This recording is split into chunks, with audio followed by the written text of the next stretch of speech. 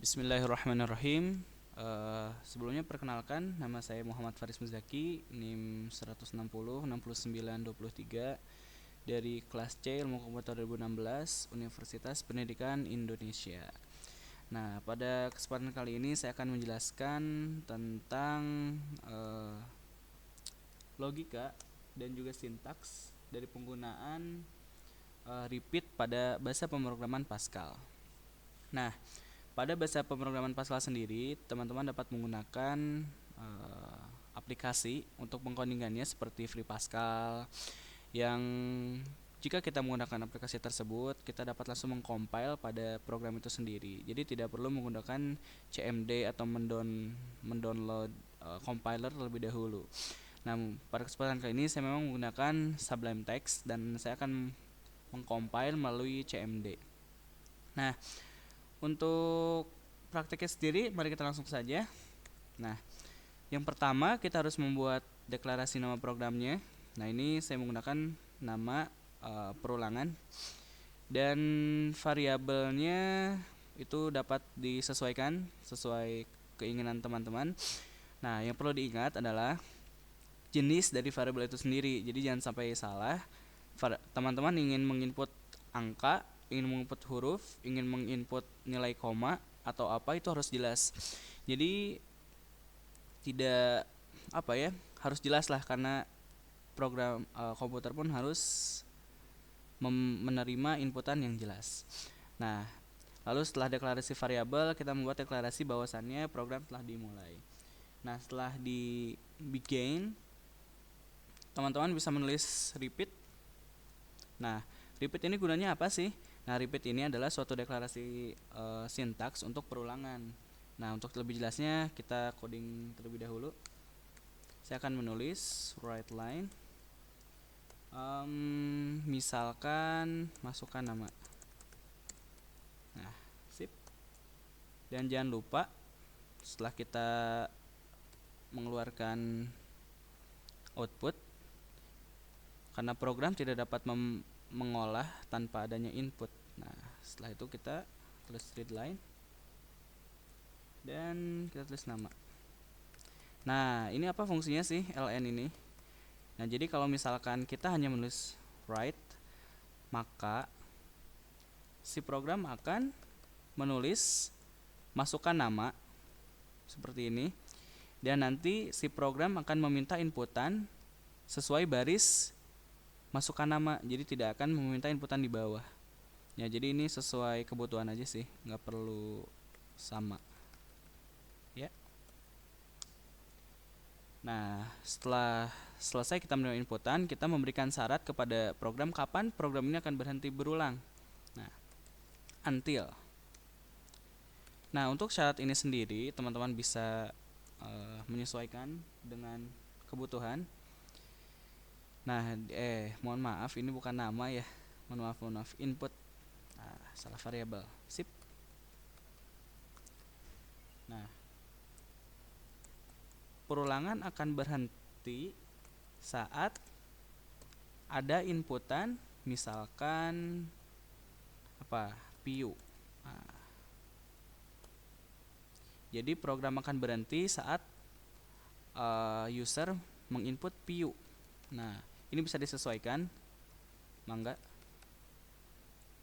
Nah, sebenarnya ini tidak perlu ya readline di akhir, cuma kalau misalkan kita menggunakan program Free Pascal dan sebagainya, itu saat program selesai maka dia akan langsung exit dari si program tersebut. Nah, maka dari itu diperlukan readline. Namun teman-teman yang menggunakan compiler di CMD itu bisa menghilangkan readline ini, jadi nggak masalah sebenarnya. Tapi ya pakai aja sih, nggak ada masalahnya kan. Ya. Jangan lupa deklarasi berhenti. Nah, sejauh ini udah deh selesai. Nah, kita coba save. Kita save di desktop.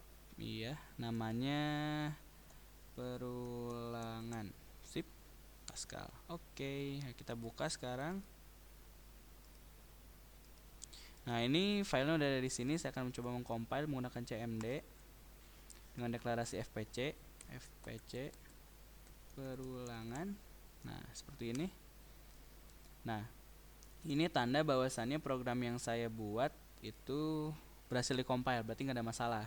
Nah, sekarang tinggal pemanggilannya saya. Perulangan. Sip. Nah, di sini komputer langsung meminta kita menginput nama. Nah, misalkan saya ingin menginput aku, kamu, nenek, kakek. Perulangan ini akan terus berlanjut hingga user memasukkan kata piu. Tuh.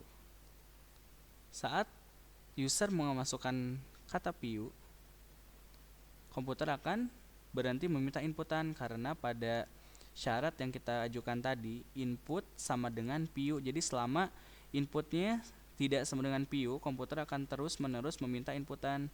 Tuh, selesai. Jadi di sini program telah selesai. Nah, seperti itu untuk penggunaan repeat, perulangan repeat. Nah, seperti itu. Nah, untuk mata kuliah PTI ini sendiri, jika saya lihat dari awal sebelum saya masuk perkuliahan ini dan setelah saya memasuki perkuliahan terakhir, memang ada banyak sekali peningkatan. Dan sebagai penunjang perkuliahan ini amat sangat penting karena pada mata kuliah algoritma dan pemrograman, di mana saat itu saya belum diajarkan array 2 dimensi, namun pada mata kuliah PTI saya setelah diajarkan tentang materi tersebut dan itu mempermudah saya untuk mempelajari materi tersebut. Dan saya yakin untuk kedepannya pun akan semakin mudah bagi saya untuk mempelajari bahasa pemrograman dan logika-logika lainnya karena pada materi PTI telah dikenalkan beberapa sintaks maupun penggunaan